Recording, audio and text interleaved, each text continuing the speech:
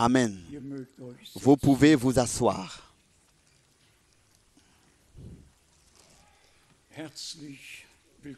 Cordialement, nous vous saluons tous dans le nom précieux du Seigneur. Sentez-vous à la maison. Il y a un cantique qui dit « Ton fardeau, tu peux le mettre sur Jésus ». Nous pouvons aussi maintenant le faire, remettre tout au Seigneur, apporter tout à la croix et faire confiance au Seigneur. Et il accomplira toutes choses. Aujourd'hui, nous avons de la visite de beaucoup de pays, aussi de l'Amérique du Sud, du Venezuela, du Chili. Nous vous souhaitons à tous particulièrement les bienvenus. Aujourd'hui, il y a aussi les parents du frère Erwin Pacheco ici. Que Dieu puisse les bénir très, très particulièrement. Nous connaissons tous notre frère Erwin qui est assis en haut et traduit en espagnol.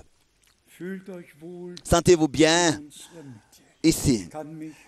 Je peux me rappeler alors que j'étais au Venezuela et que les frères et sœurs, précieux frères et sœurs, j'ai pu les visiter dans leur maison et tel qu'on est reçu, c'est comme ça que Dieu aussi accorde la bénédiction.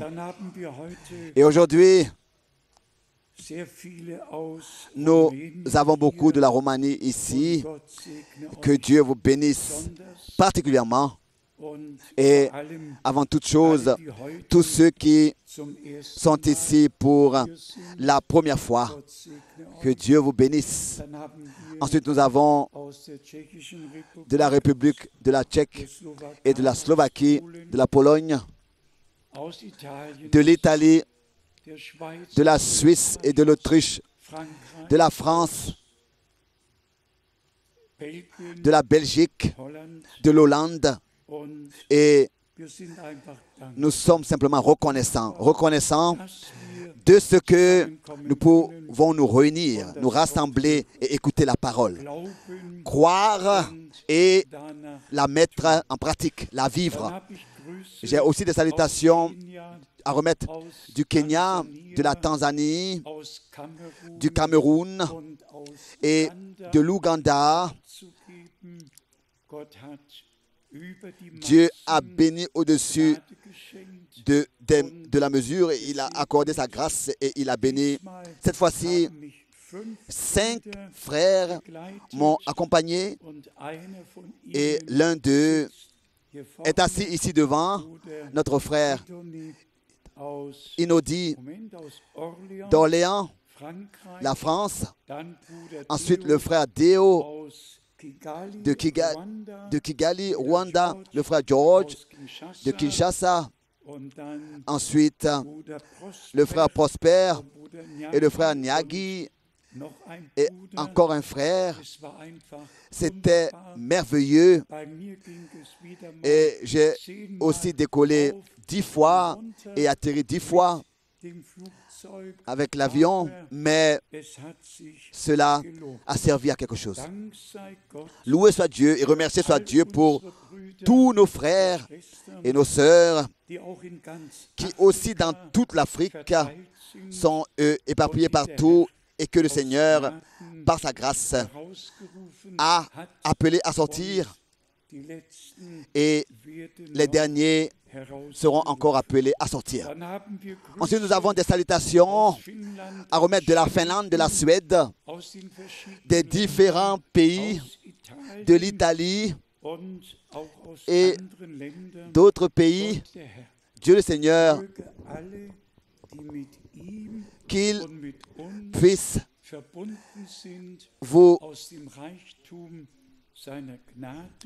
vous lier avec lui et avec nous par sa grâce, et particulièrement pendant ce week-end. qu'il puisse parler avec chacun de nous et nous accorder un cœur obéissant et qui désire faire sa volonté pour que nous puissions être apportés de cette manière en accord avec la parole de Dieu et ainsi achever notre course jusqu'à que nous passons de la foi à la vue. Je vois nos bien-aimés frères et sœurs du Chili ici. Je ne sais pas si cela est correct de vous demander de vous lever. Oui, sûrement. Ça, ce sont nos frères et sœurs, un couple fidèle, béni de Dieu, chez l'Église. Il s'appelle que Dieu vous bénisse parmi nous. Où est-ce que nous avons les autres frères et sœurs? Où êtes-vous? Où est Père Pello et Michael et les autres? Que Dieu vous bénisse. Parmi nous, vous êtes ici à la maison et ça, nous le savons et que Dieu vous bénisse. Avons-nous encore un frère ici du Chili qui puisse alors le dire? Que Dieu, le Seigneur, soit avec vous tous.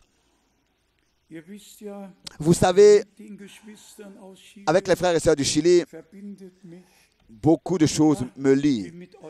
Comme avec vous tous, une expérience particulière, une expérience très particulière.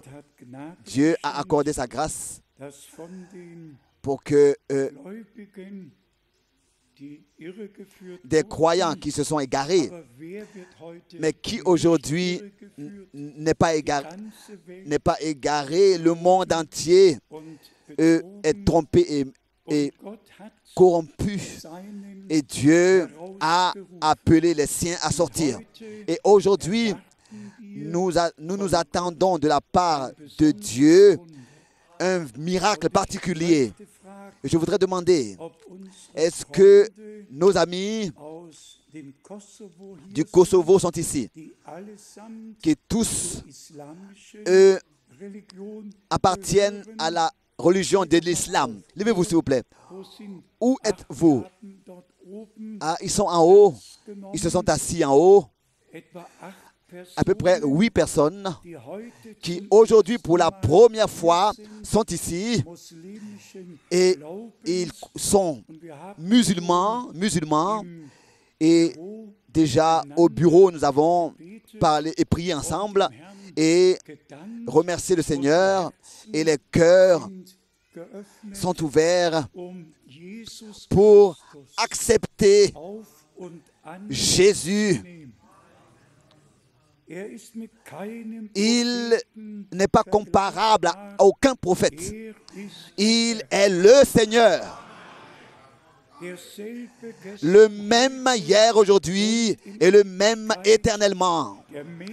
Qui est devenu homme à cause des hommes pour ici, sur cette terre, dans son corps de chair, accomplir la rédemption et nous l'accorder. Aujourd'hui, nous allons avoir une heure biblique. Vous remarquez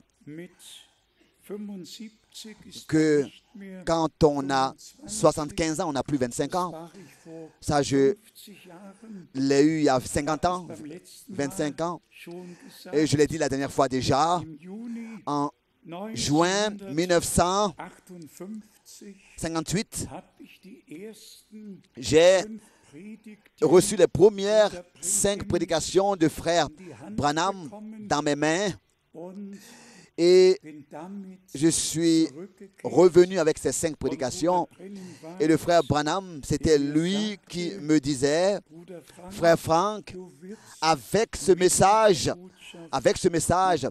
tu repartiras en Allemagne. Alors je regarde à 50 ans, je regarde à plus de 50 ans, en fait à plus de 50 ans, et pour être plus exact, à 60 ans, alors qu'en 1948, j'ai expérimenté ma conversion personnelle à Christ et que j'ai pu lui consacrer ma vie depuis ce jour. Depuis ce jour, réellement, j'ai fait que vivre pour lui. Et j'espère qu'il n'y a personne qui est concerné, mais tout le reste était dans ma vie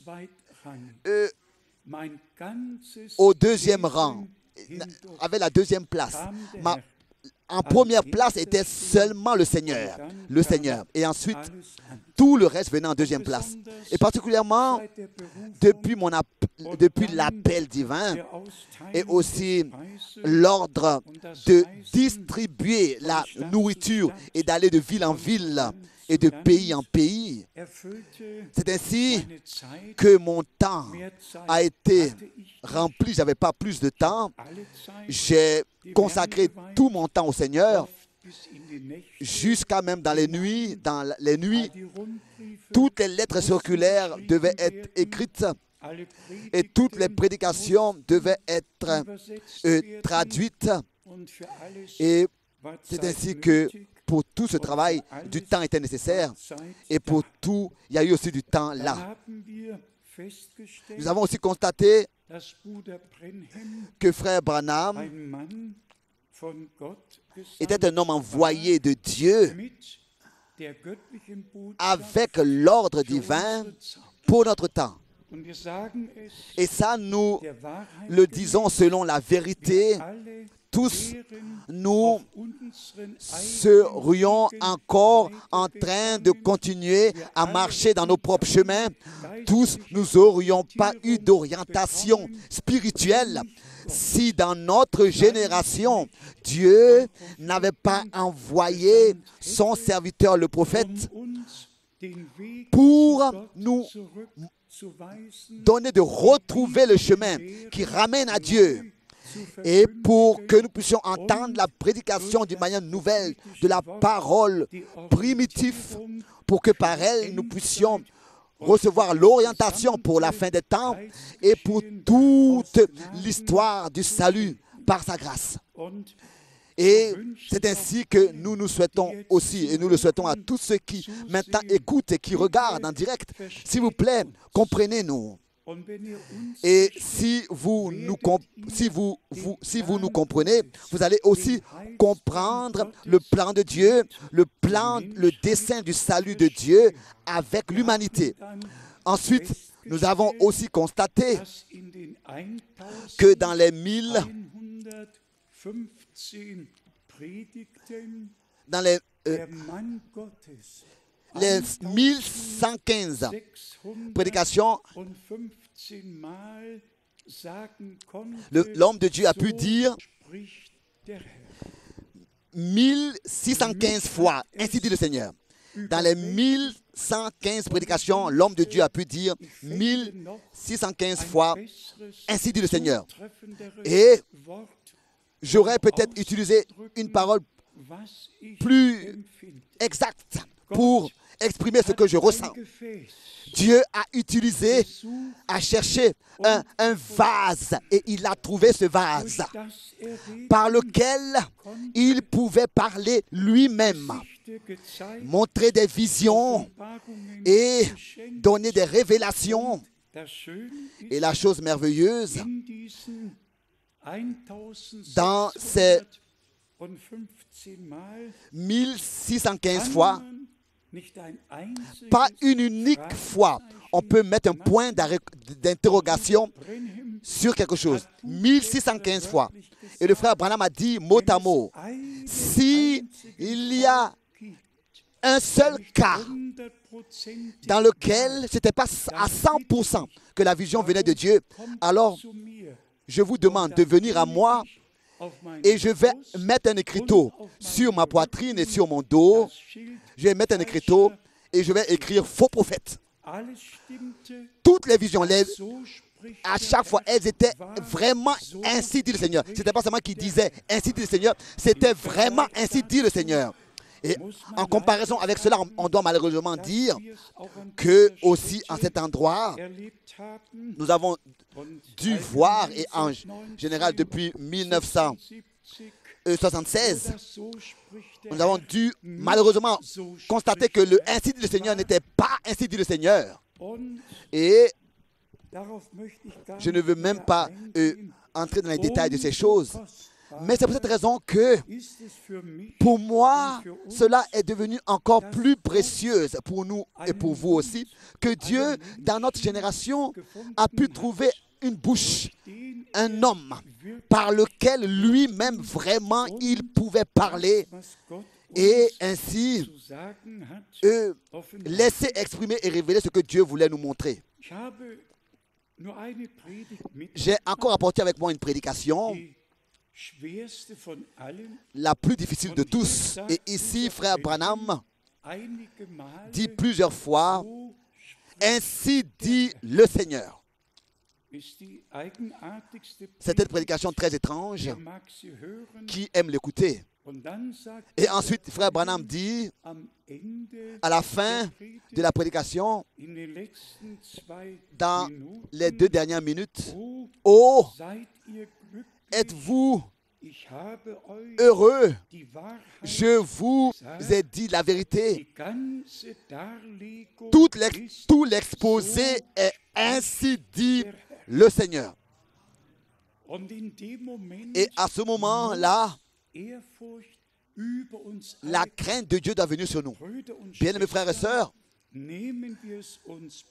s'il vous plaît, recevons cela dans notre cœur. La parole de Dieu doit être écoutée avec crainte, doit être crue et reçue avec crainte.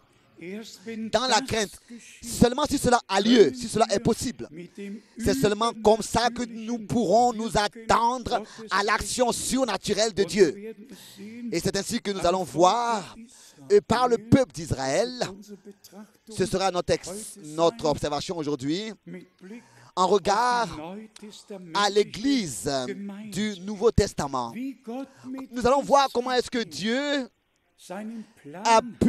avait un plan avec Israël. Et comment est-ce que son peuple a rencontré des difficultés dans ce chemin.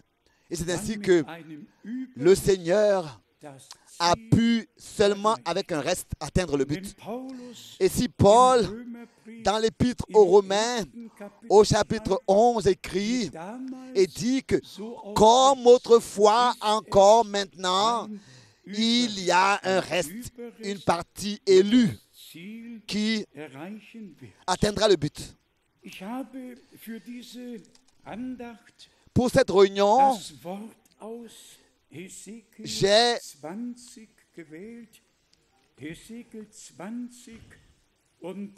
choisi le chapitre d'Ézéchiel, chapitre 20, et aussi tous les versets qui vont avec ce chapitre pour nous montrer le sérieux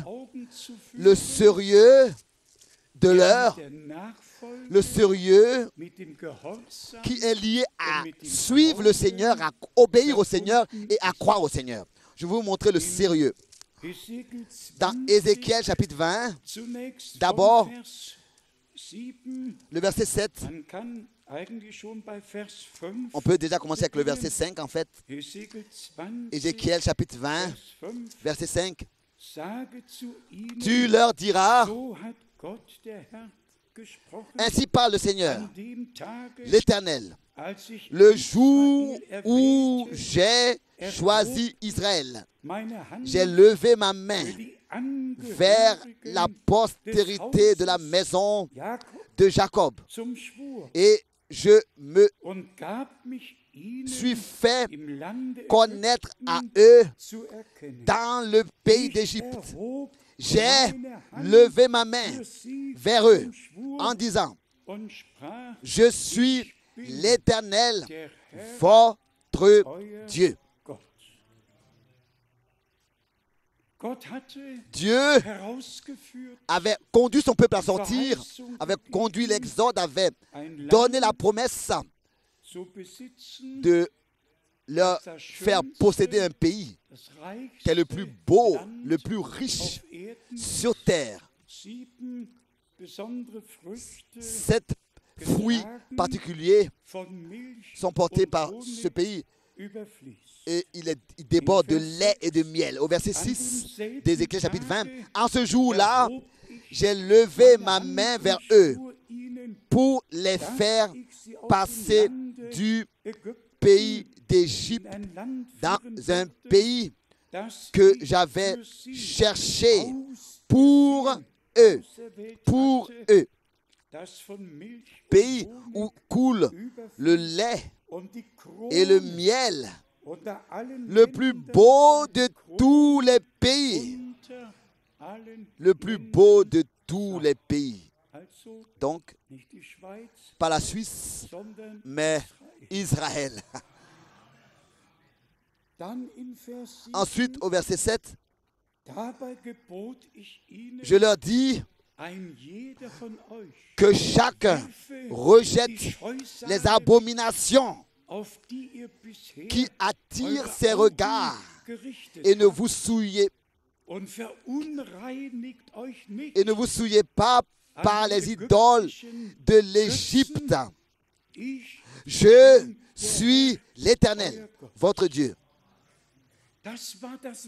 Ça, c'était la moindre des choses que Dieu pouvait exiger de son peuple et a exigé qu'il puisse soit lié à lui, il soit l'honoré, qu'il puisse l'honorer lui et le glorifier lui.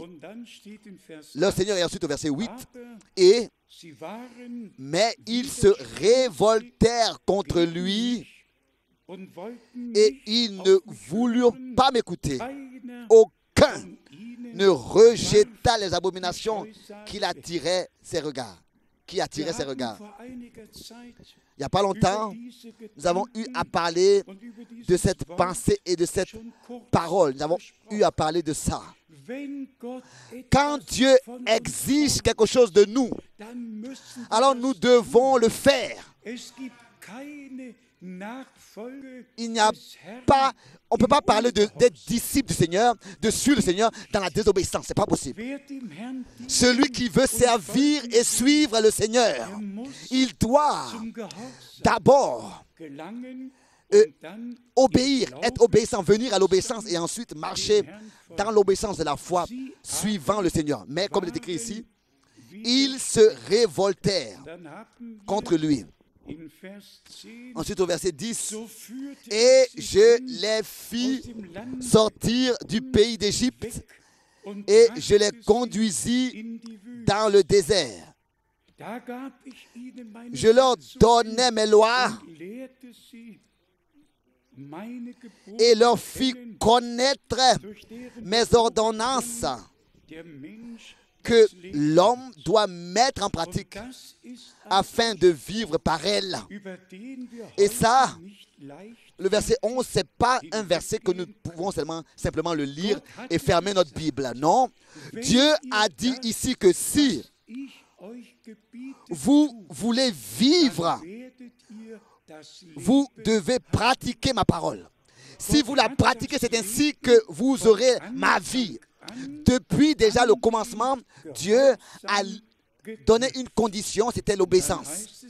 Et ensuite, nous voyons au verset 11, je leur donnais mes lois et leur fis connaître mes ordonnances que l'homme doit mettre en pratique afin de vivre par elle. Afin de vivre par elle. En allemand, par l'observation desquelles l'homme reçoit la vie, à la vie. Je leur donnais ainsi mes sabbats. S'il leur a donné son sabbat, il sait pourquoi. Et ce sont des pensées de paix qu'il a. Dieu voulait que son peuple puisse avoir du temps pour se recueillir et se rassembler sans être occupé au travail. Il voulait que son peuple ait la possibilité de se rassembler dans sa présence, de persévérer dans sa présence, de se donner au recueillement et au culte. Et c'est ainsi que Dieu a sanctifié le 7e jour. Et c'est ainsi qu'il a aussi sanctifié son peuple qui se comportait et se conduisait selon son ordre et se rassemblait le 7e jour. C'était un ordre, des ordres que Dieu le Seigneur avait donné au peuple d'Israël. Même en tant qu'un signe. Le sabbat était un signe de l'alliance. Ici au verset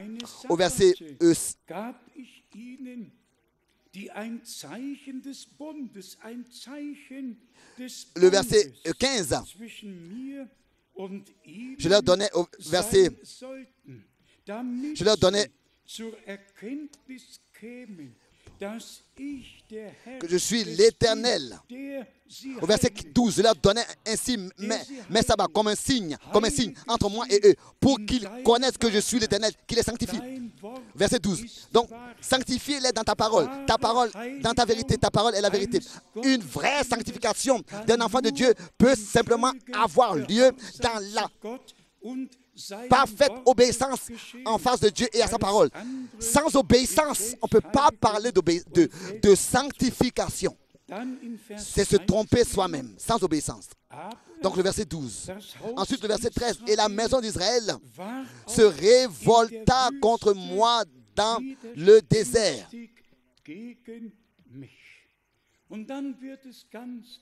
Et ensuite les choses deviennent sérieuses.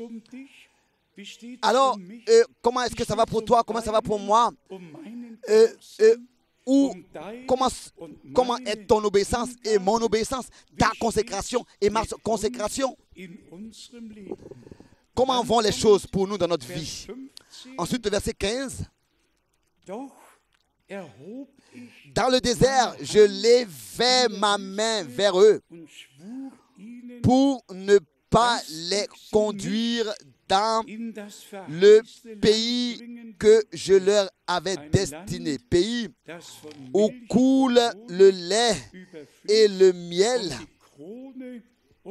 le plus beau de tous les pays. Représentons-nous, s'il vous plaît, la situation du peuple de Dieu. Représentons-nous ce qui s'est passé ici. Dieu avait juré plusieurs fois, 2 fois, il avait levé sa main pour eux, vers eux, il a donné la promesse. J'ai choisi un pays pour vous, le plus beau de tous les pays, le plus beau de tous les pays. Venez, mettez ma parole en pratique, mes ordonnances. Et ils se sont révoltés. Ils étaient désobéissants. Soyez sincères. Qu'est-ce que Dieu peut faire avec des gens, peut accomplir avec des gens qui se révoltent et qui sont désobéissants? Lui, la source de toute vérité. Lui, le véritable Dieu qui accomplit toujours ce qu'il dit. Lui qui aurait dû, de son épée, mettre à mort chaque âme. Lui qui est digne d'obéissance. Non, c'était que la révolte et la désobéissance parmi son peuple. Malgré qu'il leur ait promis de grandes choses. On pourrait dire, oh mon Dieu, pourquoi est-ce que cela devait être ainsi? Seulement pour montrer la nature déchue de l'homme. Seulement pour montrer que c'est seulement par l'œuvre accomplie de la rédemption à Golgotha que un nouveau cœur et qu'un nouvel esprit pouvait nous être accordé. Et avec cela, aussi la foi véritable, la vraie foi et la vraie obéissance. Je ne veux même pas continuer à lire. Vous pouvez encore le faire. Dieu a encore une fois levé la main et a dit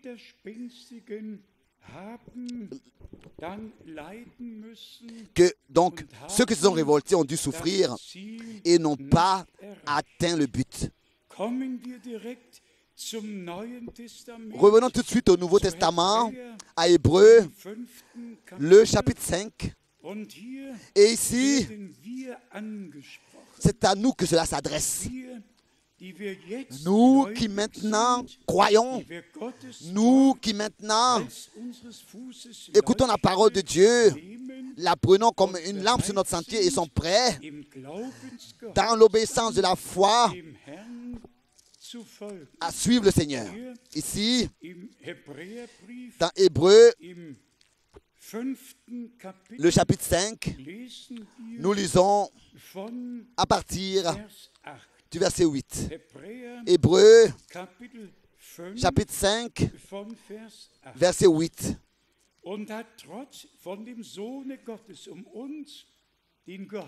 Bien qu'il soit fils, l'obéissance par les choses qu'il a souffertes. Ici, nous voyons le modèle de Dieu pour nous.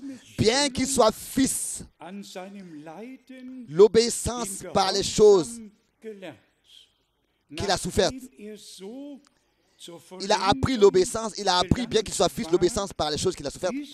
Donc la fin du verset 7, du verset 8, maintenant du verset 9. Après avoir été élevé à la perfection, il est devenu pour tous ceux qui lui obéissent, l'auteur d'un salut éternel. Qui lui obéissent. L'obéissance est mieux que tous les sacrifices. La désobéissance est semblable au crime de l'idolâtrie. Ensuite, dans Hébreux, le chapitre 3, nous lisons au verset 12. Prenez garde, frères, que quelqu'un de vous n'ait un cœur mauvais et incrédule au point de se détourner du Dieu vivant. Ici, nous avons la liaison de la désobéissance et la chute. Entre la désobéissance et la chute. Dans le Nouveau Testament, 2 Thessaloniciens, chapitre 2, la grande apostasie, la grande chute nous est décrite.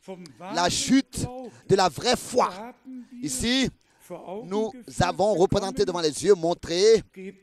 Il nous est dit, au verset 12, encore une fois, Hébreux 3, au verset 12, prenez garde, frère, que quelqu'un de vous n'ait un cœur mauvais. Et l'incrédulité est semblable à la chute, a eu lieu après la chute, donc a amené la chute de l'homme, l'incrédulité. Ensuite, il est écrit au verset 15, pendant qu'il est dit, aujourd'hui, si vous entendez sa voix, n'endurcissez pas vos cœurs comme lors de la révolte. Ici, le mot révolte est ramené pour que nous puissions nous rappeler à ce que Dieu a dû faire dans l'Ancien Testament quand il y a eu la révolte, quoi qu'il ait donné des promesses, alors qu'il avait levé sa main en jurant, et que le peuple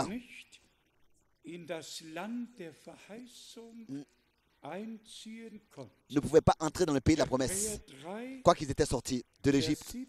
Hébreux 3, du verset 17 au verset 19.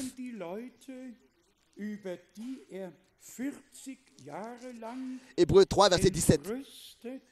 Et contre qui Dieu fut-il irrité pendant 40 ans, sinon contre ceux qui péchèrent.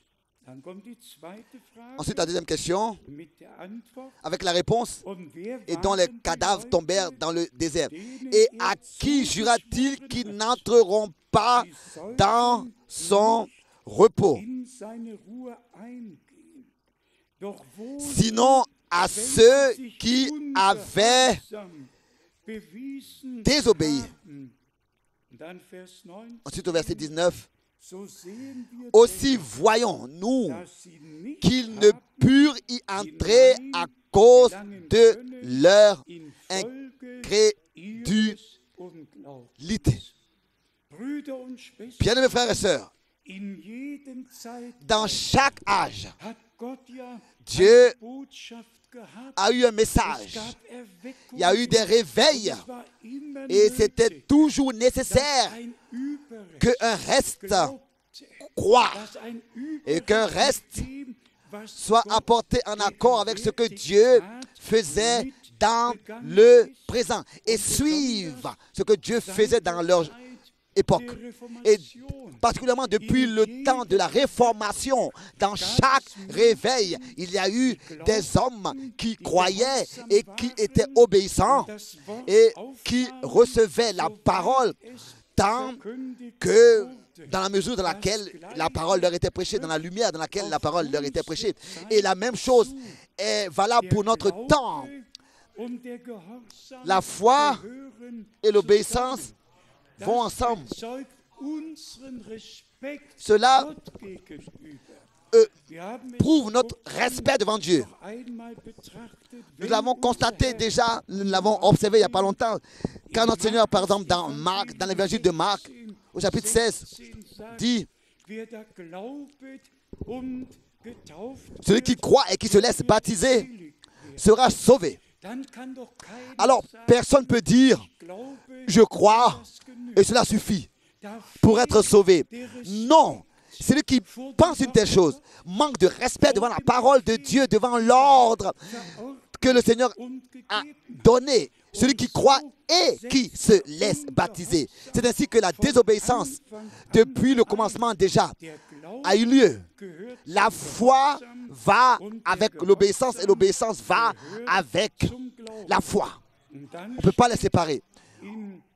C'est ainsi que dans Hébreux 4, au deuxième verset, car le message du salut nous a été annoncé aussi bien qu'à eux. Mais la parole qui leur fut annoncée ne leur servit de rien. Oui, mais pourquoi est-ce que la parole leur a été alors apportée? Pourquoi est-ce que Dieu a parlé alors? Est-ce qu'il a parlé au vent, dans le vent? Ou bien alors, est-ce qu'il a prononcé des paroles de vie? Et là même, l'ordre, il les a gravés sur la loi, il les a gravés sur des pierres, il les a donnés à Moïse. Et voilà, quand Moïse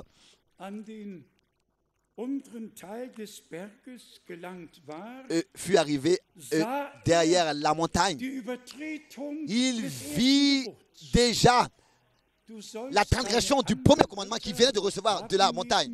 Tu n'auras pas d'autre Dieu à côté de moi. Et Aaron déjà, pendant que Moïse recevait cet ordre, déjà Aaron était en train en bas de faire un Dieu.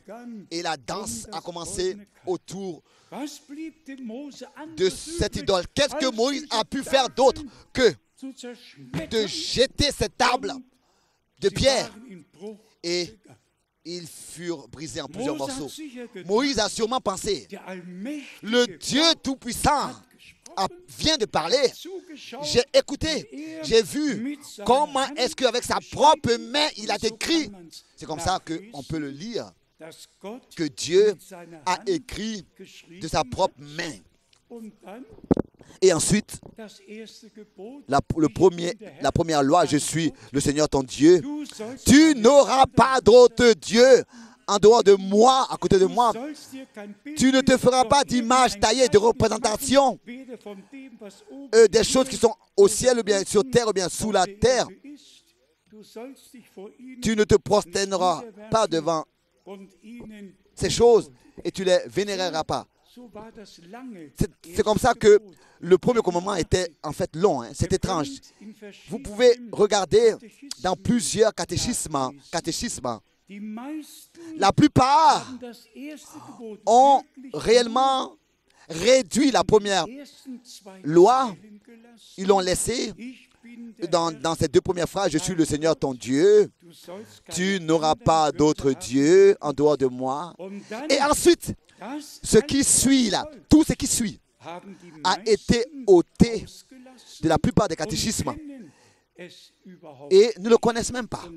Tu ne te feras pas d'image taillée, etc. Et particulièrement dans ces grandes deux églises, que ce soit dans l'église de Rome, que ce soit dans l'église orthodoxe, il n'y a rien d'autre, et encore une fois, rien d'autre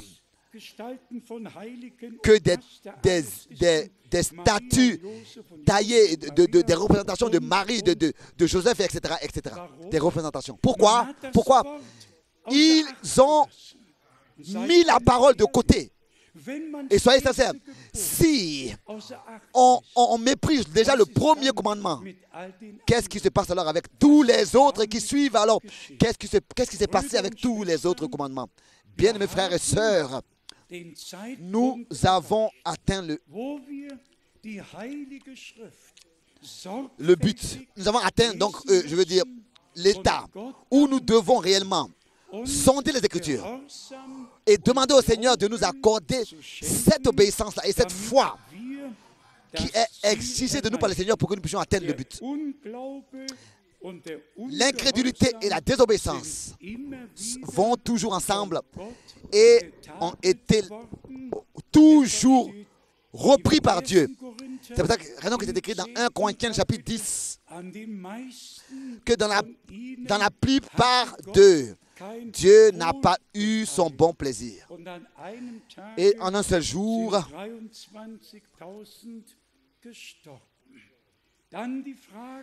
23 000 sont morts. En un seul jour, 23 000 sont morts. Alors, qu'est-ce que d'avoir reçu les promesses leur a servi? À quoi est-ce que ça leur a servi d'avoir mangé de la manne, de la nourriture d'ange, d'avoir bu de l'eau du rocher frappé, d'avoir expérimenté, d'avoir vu tout ça? Et Paul écrit même que ce rocher était Christ. Et tous ont ont été abreuvés de ce rocher. Et par leur propre volonté, ils se sont révoltés par la désobéissance et l'incrédulité. Ils n'ont pas atteint le but malgré la parole qui était parmi eux. Bien-aimés frères et sœurs, nous le lisons aussi dans le Nouveau Testament. Et nous devons et nous voulons atteindre le but. Ne pas seulement parler de la parole qui est parmi nous, nous voulons passer un jour de la foi à la vue. Et c'est pour cette raison que le message nous a été apporté et est venu dans notre génération. C'est justement pour nous ramener, pour que dans notre marche et dans notre vie, nous soyons dans la volonté de Dieu. C'est pour cette raison que cette exhortation nous est faite dans Hébreux, pour que dans aucun de vous, un cœur d'incrédulité, un mauvais cœur d'incrédulité soit trouvé. Hébreux 4 au verset 12. Donc, les deux doivent être présentes. Obéissance et foi. On l'avons chanté au début de la prédication, de la réunion. Crois seulement, crois seulement. La foi est l'accès à tout ce que Dieu a promis. Et toutes les promesses de Dieu sont oui et sont amen. Puisqu'aujourd'hui, c'est ainsi que je le prétends, je le pense, nous avons tout un nombre de jeunes hommes, de jeunes frères et sœurs parmi nous, desquels nous pouvons dire qu'ils ont expérimenté, ils n'ont pas encore personnellement expérimenté la grâce de Dieu. Une conversion, une nouvelle naissance. Je voudrais aujourd'hui lire 2-3 versets bibliques, car ça, je dois insister là-dessus. Le commencement doit être juste, doit être vrai. On ne peut pas tenir des prédications pour des personnes qui sont déjà converties, nées de nouveau et qui marchent avec le Seigneur. Si nous avons des personnes qui ne sont même pas encore converties et qui vivent dans la désobéissance, il faut que nous puissions comprendre cela. Et nous pensons ici à la première prédication le jour de la Pentecôte. La foule vint, le peuple vint, et la parole fut comme une épée qui a pénétré leur cœur. Ô Israël, si Pour Israël, la parole de Dieu avait déjà été comme une épée qui transperce le cœur, qui pénètre le cœur pour qu'ils puissent ressentir intérieurement dans l'Ancien Testament un cœur de pierre, dans le Nouveau Testament un cœur de chair, pour pouvoir ressentir, pour que l'épée qui pénètre, nous puissions ressentir l'épée qui pénètre, comme dans Actes des Apôtres chapitre 2. Cela est écrit. Actes des Apôtres chapitre 2, au verset 38, au verset 37. Après avoir entendu ce discours, il eut le cœur vivement touché. Il eut le cœur vivement touché comme une épée, en allemand, comme une épée. Et ils ont demandé, qu'est-ce que nous devons faire pour être sauvés? Nous avons besoin d'une telle réunion où, après la prédication, elle est apportée d'une manière que ceux qui écoutent doivent demander, oh, qu'est-ce que nous devons faire pour être sauvés? Car ce discours nous a vivement touché le cœur. Dites-nous, qu'est-ce que nous devons faire pour être sauvés? Pour croire, pour croire comme vous croyez, pour recevoir le baptême de cet esprit comme vous l'avez reçu. Qu'est-ce que nous devons faire?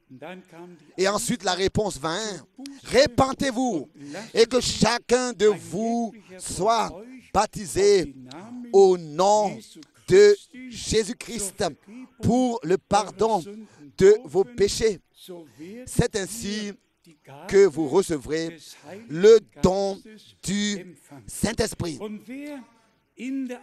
Et celui qui particulièrement lit dans Actes des Apôtres, c'est-à-dire Actes des Apôtres, le chapitre 5, Actes des Apôtres, chapitre 5, ici nous avons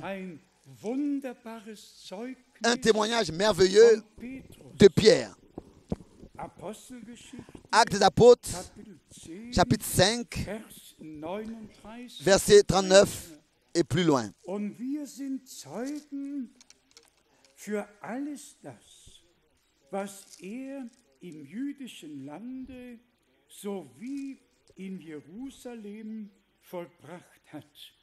Den haben sie dann ans Kreuz gehängt ils l'ont crucifié und getötet. Et l'ont mis à mort. Mais Dieu, le troisième jour, l'a ressuscité et l'a laissé apparaître vivant. Donc, Actes Apôtres 5, verset 29. Pierre et les apôtres répondirent, il faut obéir à Dieu plutôt qu'aux hommes. Le Dieu de vos pères a ressuscité Jésus, que vous avez tué en le pendant au bois. Dieu l'a élevé par sa droite comme prince et sauveur pour donner à Israël la repentance et le pardon des péchés. Nous sommes témoins de ces choses, de même que le Saint-Esprit que Dieu a donné à ceux qui lui obéissent. Du verset 29 au verset 32, Actes des Apôtres chapitre 5. Restons ici un moment. Le verset 29 donc, 29, jusqu'au verset 32. Le Seigneur ressuscité apparaît aux deux disciples et ensuite aux autres et aux individus et plus tard, encore une fois, aux apôtres. Et ils ont mangé et ils ont bu avec lui après sa résurrection d'entre les morts. Est-ce que vous savez ce que cela, au commencement, a signifié pour nos frères, aussi particulièrement pour Pierre, qui avait des difficultés, n'est-ce pas, à confesser le Seigneur, à se dire du Seigneur, alors qu'une servante lui avait adressé la parole et lui demandait mais nous te reconnaissons, tu es l'un d'eux. Et c'est seulement après la résurrection, avec le Seigneur ressuscité, après avoir mangé avec le Seigneur ressuscité et bu avec le Seigneur ressuscité, il fut témoin de sa résurrection. Et ensuite, au verset 42 et 43, ici, l'effet de la prédication du message divin est redonné. Actes des Apôtres, chapitre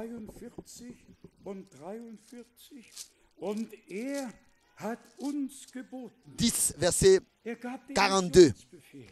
Et Jésus nous a ordonné, il a donné un ordre missionnaire Actes des Apôtres 10, verset 42.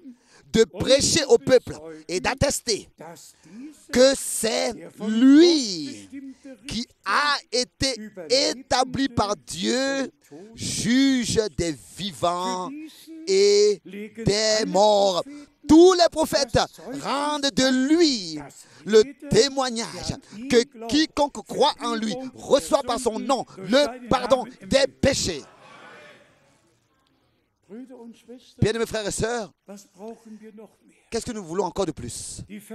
La prédication du message divin, de la parole. Aujourd'hui, la prédication de la réconciliation, de la rédemption et du pardon est prêchée à tous ceux qui sont est prêchée au peuple et expérimentée et est accordée à tous ceux qui veulent accepter son nom. C'est ce qui est écrit ici. Tous les versets 43, au verset 43, tous les prophètes rendent de lui le témoignage que quiconque croit en lui. Vous les jeunes frères et sœurs, et qui que ce soit, si vous n'avez pas encore expérimenté une conversion à Christ, acceptez cela aujourd'hui, ce soir. Acceptez cela ce soir. Pour lui, pour notre Seigneur Jésus-Christ, tous les prophètes ont rendu le témoignage que Jésus, que tous ceux qui croient en lui reçoivent par son nom le pardon des péchés. Croyez aujourd'hui. Croyez aujourd'hui. Et cela vous sera aujourd'hui accordé. Aujourd'hui accordé.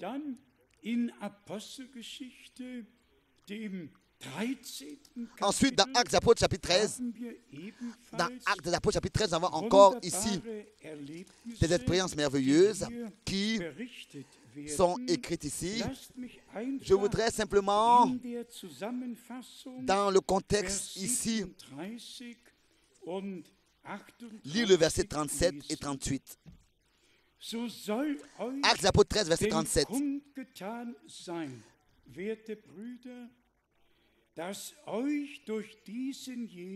Verset 38, il lit le verset 38 directement. Il lit le verset 38. Sachez donc, hommes frères, que c'est par lui que le pardon des péchés vous est annoncé. Pas un pardon que quelqu'un de quelconque, comme ça, en robe prononce.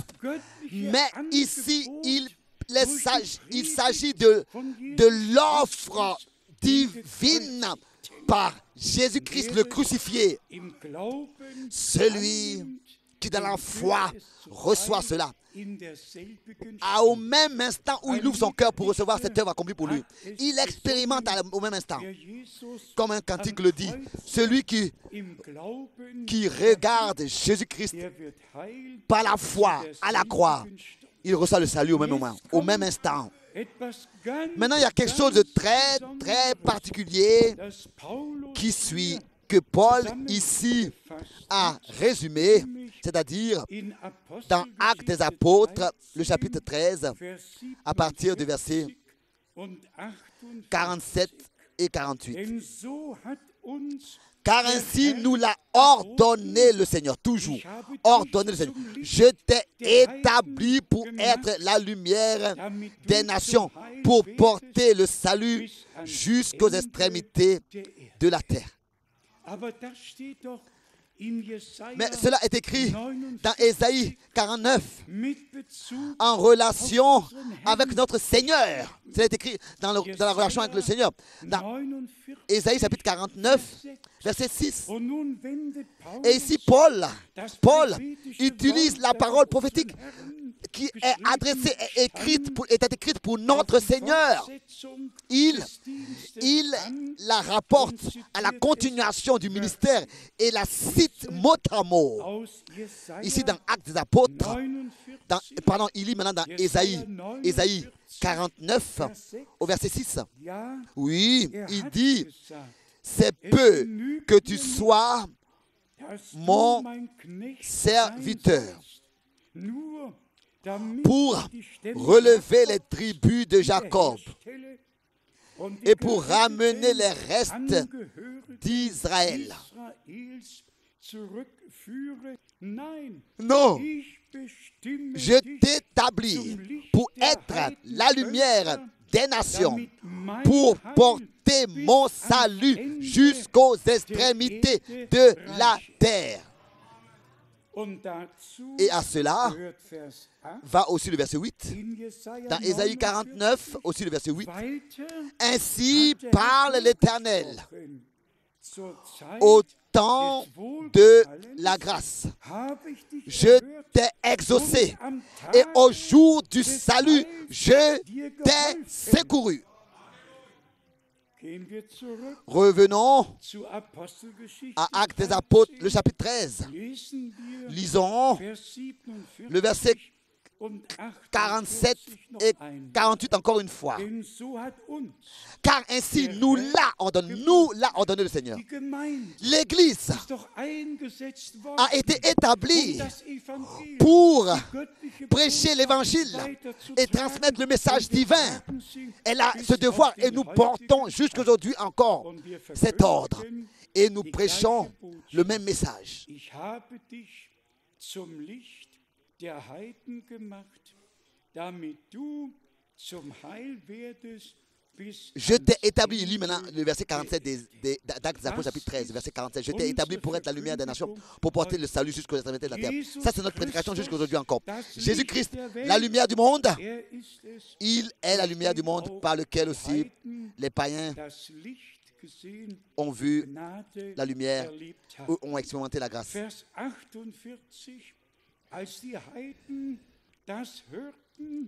Verset 48 maintenant. Les païens se réjouissaient en entendant cela et ils glorifiaient la parole du Seigneur.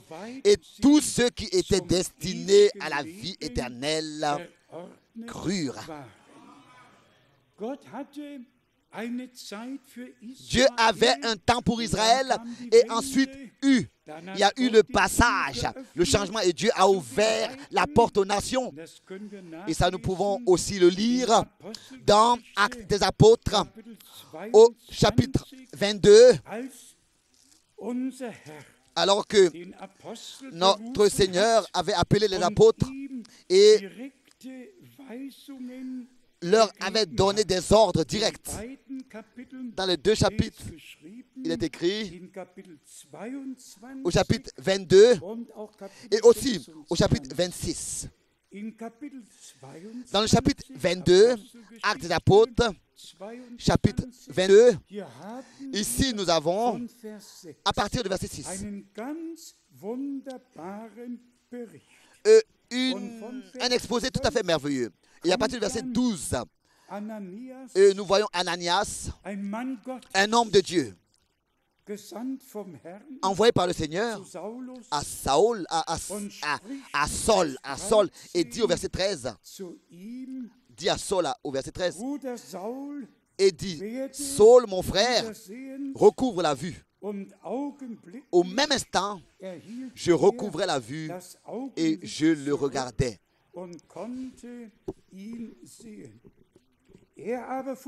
Il dit, le Dieu de nos pères t'a destiné à connaître sa volonté, à voir le juste et à entendre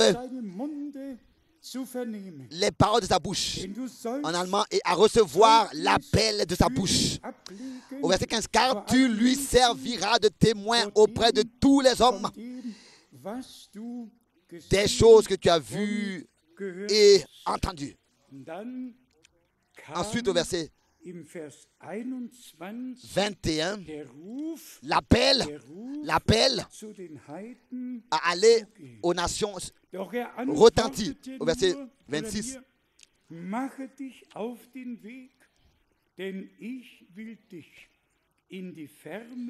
au verset 21 plutôt. Alors il me dit, va, je t'enverrai au loin vers les nations. Pourquoi est-ce que j'ai encore lu cela ici? C'est connu de tous que Paul avait expérimenté sa conversion.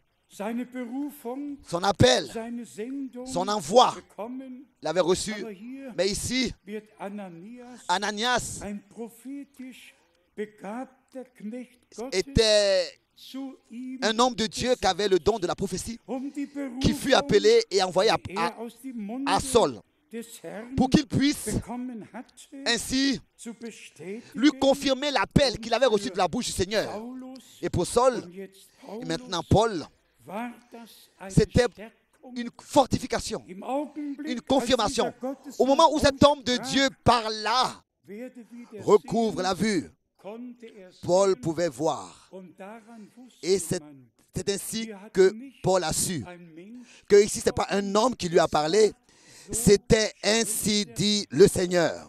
Brüder und Schwestern, Bien-aimés frères et sœurs, es fällt mir schwer, cela est difficile pour moi, toujours de nouveau, darauf zurückzukommen. de revenir à ce point. Mais, Ich habe das noch einmal encore une fois, in den Zitaten dans les citations Bruder de Branhams frère Branham, nachgelesen, j'ai relu cela in die Weisung alors que l'ordre gegeben wurde, fut donné dass qu'il in Jeffersonville puisse die Predigt tenir à Jeffersonville halten soll, les prédications von Gott qu'il a reçues de Dieu comme message pour l'Église.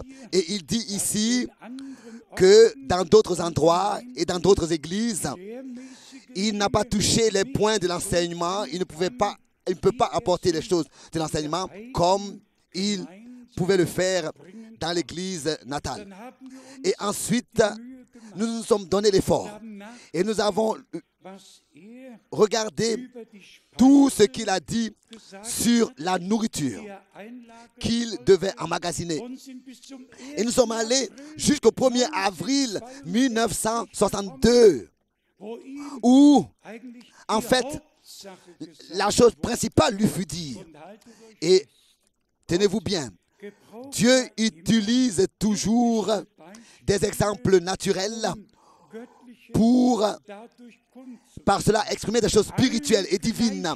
Tous les paraboles Irdischer sont de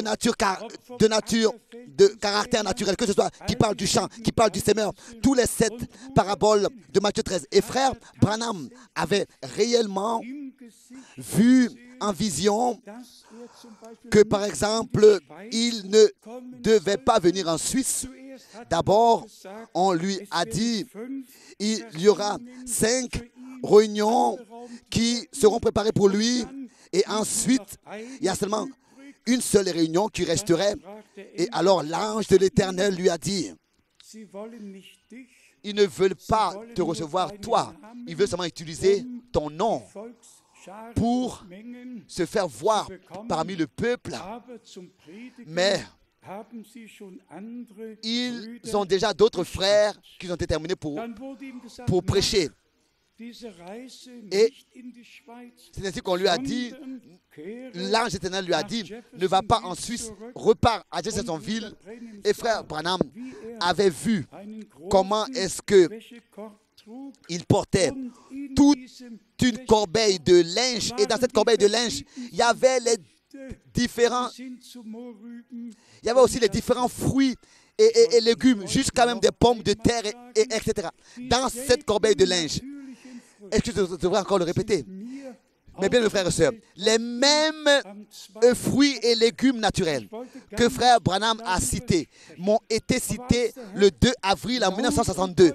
Mais je ne vais pas rentrer dans les détails, mais quand le Seigneur m'avait dit audiblement, emmagasinez-vous des nourritures et des aliments, je vous dis qu'il m'a cité toutes, même l'huile et la farine, il a même cité même les pommes de terre et les wer es heute noch hier raisins. von denen Et qu'est-ce qu'on a fait? tatsächlich les melons, même citer les melons. Et on a fait cela réellement. On a emmagasiné ici des vivres naturels. Tout ce dont on a besoin pour pouvoir survivre. Je vous ai dit tel que les choses ont été en 1962. Et ensuite, cet homme, le frère Branham, le 13 décembre a dû me dire, frère Franck, tu as mal compris ce que le Seigneur te disait.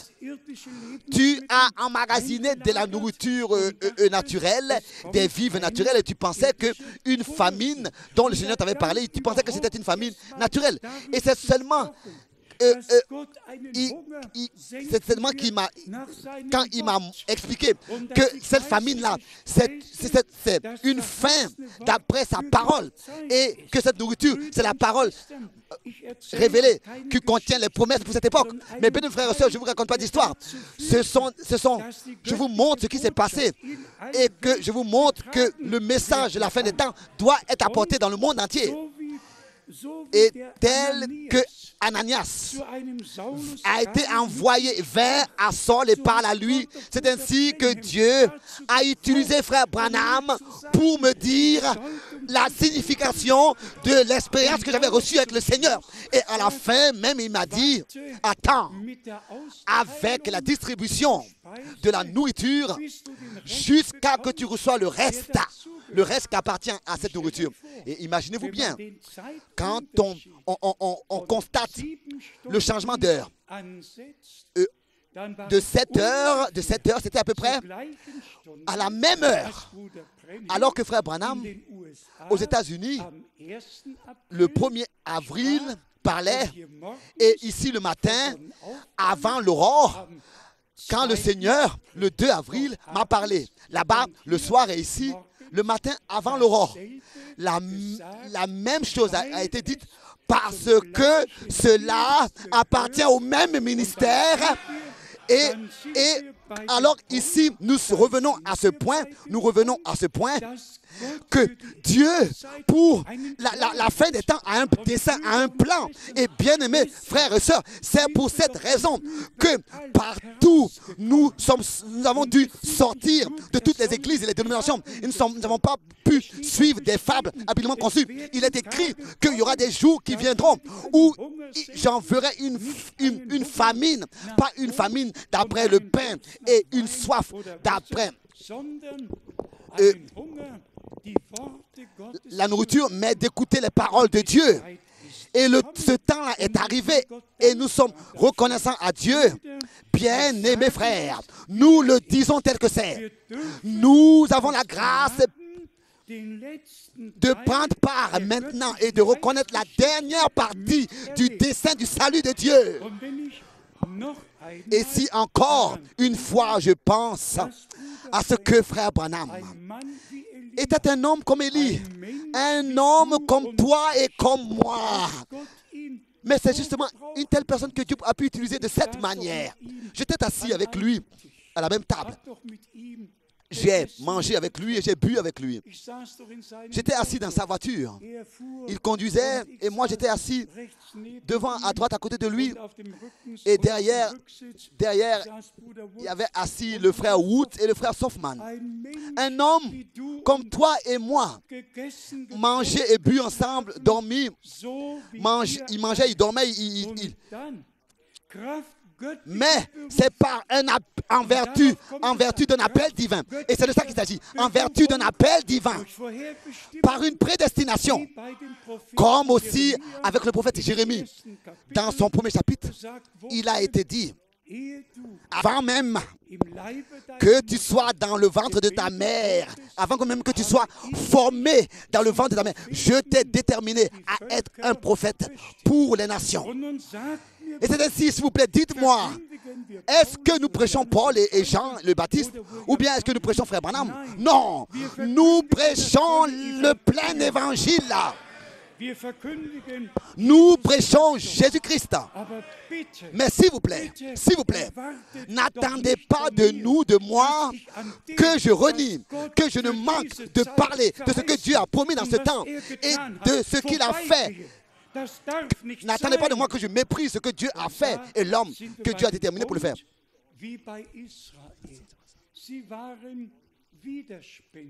Et là, cela nous rappelle Israël. Ils se sont révoltés. Ils n'ont pas jeté leurs idoles et leurs abominations et leurs habitudes. Ils n'ont pas suivi le Seigneur dans l'obéissance, mais ils ont continué à marcher dans leur propre chemin.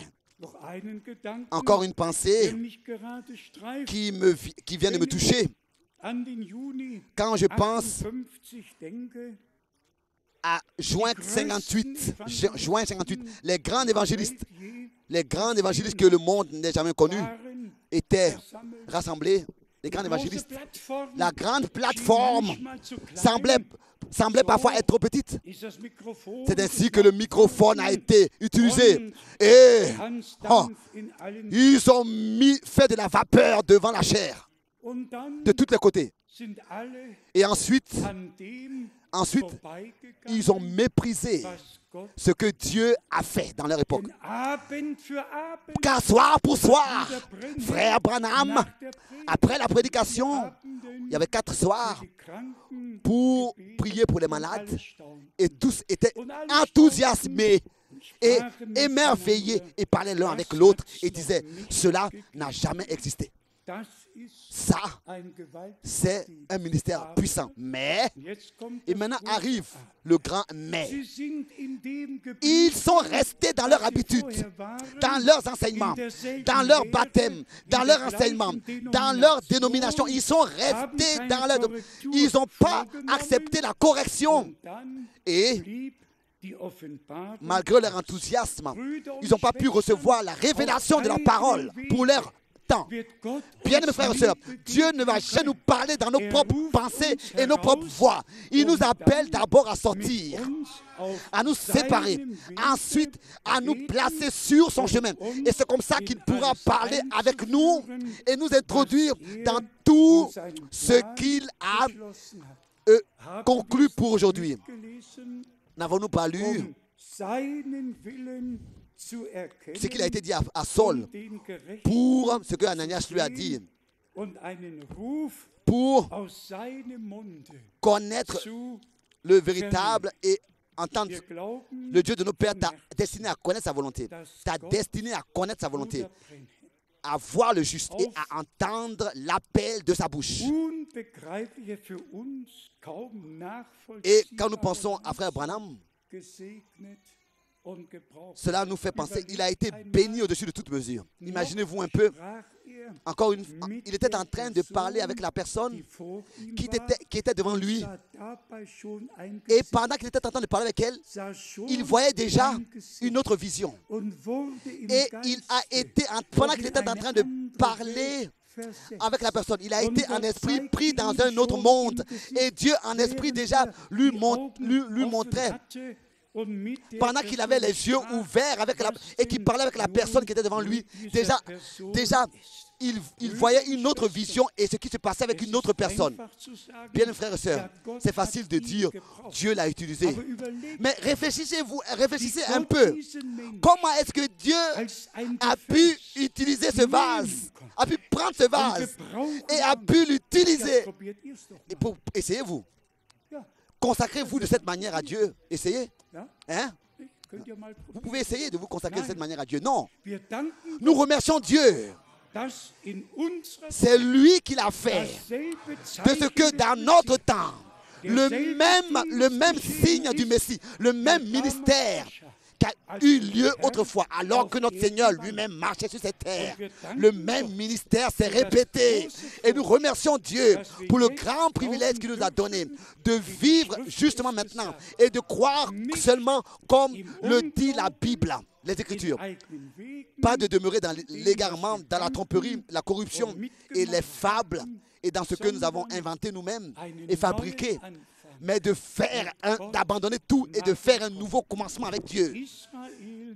Israël nous est un bon exemple de chaque réveil qui est passé en fait.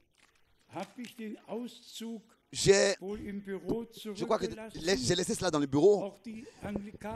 Aussi, l'Église anglicane demande maintenant de Rome, d'être accepté par Rome, d'être reçu. Demande même, prie Rome de l'accepter, d'être reçu par Rome, Tous reviennent dans le sein de la mer, tous. Et c'est justement dans ce temps que le dernier message retentit. Vous, mon peuple, sortez du milieu d'eux. Séparez-vous, ne touchez rien d'impur. Je suis convaincu que ce temps dans lequel nous vivons est le plus important dans toute l'histoire du salut. Et c'est pour cette raison que nous lions à cela cette demande. Ne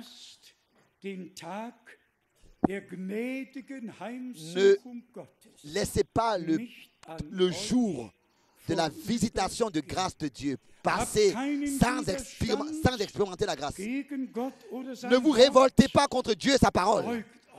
Mais soumettez-vous sous la main puissante de Dieu. Et c'est ainsi que, au temps convenable, nous recevrons la grâce. Et la préparation, et reconnaîtront que, par exemple, les différentes directions de foi qui existent, qui disent et aussi qui pratiquent que la grâce signifie que tout sera pardonné et que chacun peut vivre et faire ce qu'il veut comme cela lui plaît. Celui qui veut couper ses cheveux peut le faire, celui qui ne peut pas, celui qui veut porter des pantalons peut le faire, etc.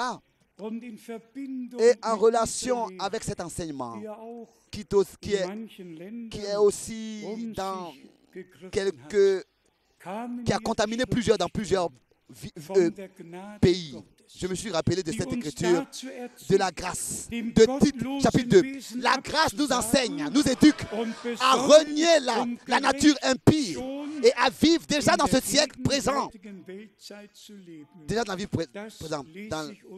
Je préfère vous le lire. Vous le lire. Ici, dans Tite, c'est écrit concernant la grâce de Dieu, la vraie grâce de Dieu. C'est grave. Toutes sortes d'enseignements qui sont faits.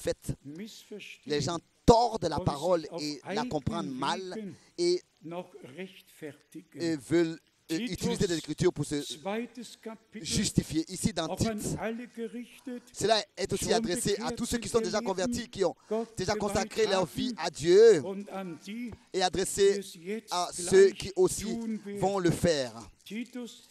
Dans Tite, chapitre 2, verset 11.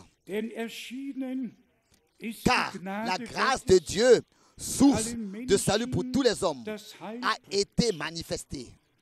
À tous les hommes. Tous les hommes. Mais cette grâce doit être tellement acceptée. Car la grâce de Dieu, source de salut pour tous les hommes, a été manifestée. Elle nous enseigne à renoncer à l'impiété et au convoitisme mondaine et à vivre dans le siècle présent selon la sagesse, la justice et la piété. Convoitise mondaine. Et ensuite, l'apôtre regarde dans le futur et écrit en ce que, en attendant la bienheureuse espérance et la manifestation de la gloire de notre grand Dieu et Sauveur Jésus-Christ. Il s'est donné lui-même pour nous afin de nous racheter de toute iniquité et de se faire un peuple qui lui appartienne, purifié par lui et scellé pour les bonnes œuvres. Il termine avec cette parole. Au verset 15, dit ces choses, exhorte et reprend avec une pleine autorité, que personne ne te méprise. Bien-aimés frères et sœurs,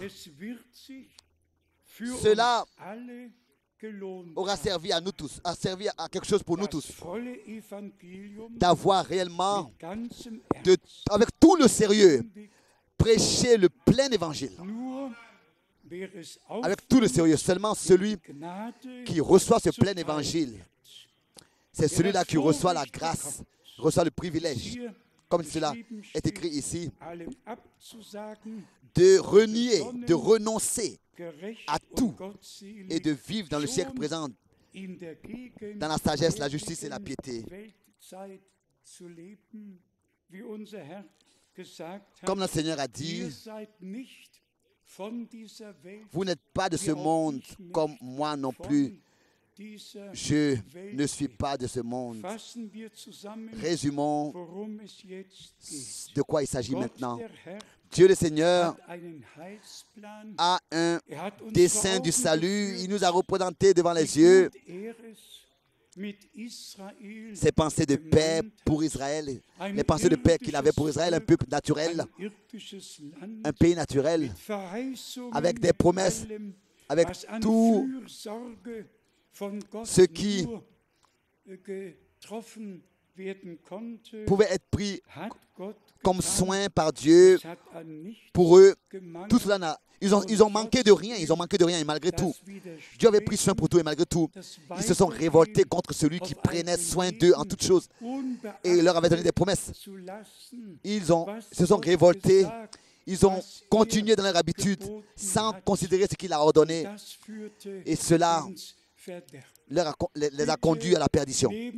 S'il vous plaît, tirons-en la leçon pour nous, de ne pas marcher dans nos propres chemins en pensant « Oh, les choses vont quand même réussir, je vais quand même atteindre le but. » Non, nous allons seulement atteindre le but si cela peut s'accomplir, que le méchant abandonne ses voies et celui qui a des pensées vaines abandonne ses pensées et revient au Seigneur, comme c'est écrit dans Isaïe. Isaïe, chapitre 55. Et ensuite, nous allons à Matthieu, où notre Seigneur a dit, entrez par la porte étroite, car large est le chemin et large est la porte qui mène à la perdition, et beaucoup sont ceux qui y marchent. Mais étroite est la porte et le chemin, étroite est la porte et le chemin qui conduit à la vie. Et seulement très peu sont ceux qui le trouvent et qui y marchent. Particulièrement, encore adressé à tous les jeunes. Écoutez l'appel du Seigneur, adressé à tous, vraiment sans exception. Venez à moi, dit le Seigneur, vous tous qui êtes fatigués et chargés, je vous donnerai du repos pour vos âmes. C'est ce que le Seigneur aujourd'hui veut faire. Pas seulement l'enseignement, pas seulement être conduit dans le conseil du salut de notre Dieu, dans son conseil du salut. Il veut faire du bien à notre âme. Il veut en nous produire l'effet des choses dont nous avons besoin pour pouvoir nous donner d'atteindre le but, c'est-à-dire avoir l'obéissance et la foi, les deux. Les deux. C'est ainsi que s'accomplira. Si j'envoie quelqu'un et que vous le recevez, c'est moi que vous recevez. Et celui qui vous écoute, m'écoute. Jusqu'à cette parole, si quelqu'un reçoit un prophète en qualité de prophète, il recevra le salaire d'un prophète. Il y a assez d'écritures qui nous montrent clairement, qui nous sont un écriteau, qui nous montrent le chemin. Et nous voulons être attentifs à ces paroles et nous examiner nous-mêmes. Est-ce que nous sommes en accord avec, nous sommes en conformité avec ce que Dieu nous a dit et ordonné. J'ai une chose encore à dire pour terminer, que Dieu soit remercié. Que Dieu Sois remercié pour la grâce et le privilège qui nous a donné de nous faire entrer dans le lieu très saint, d'écouter ta parole, de croire et de ne pas avoir de la révolte. Mais comme Marie, nous recevons toutes les paroles en nous et nous les méditons dans nos cœurs. Êtes-vous d'accord? Amen. Amen. Alors nous voulons nous lever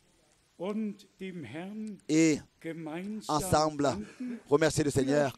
Peut-être que 2, 3 frères encore vont remercier. Sinon nous appelons aujourd'hui un frère de Prague et notre frère de Bruxelles.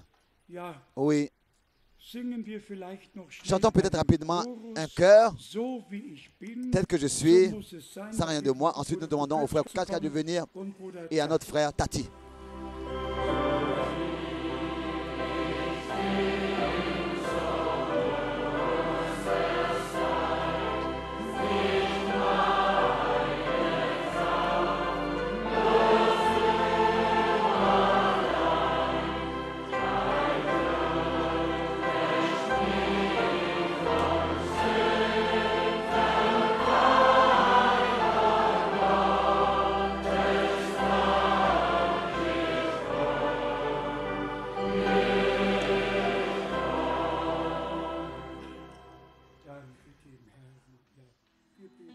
Nous prions tous.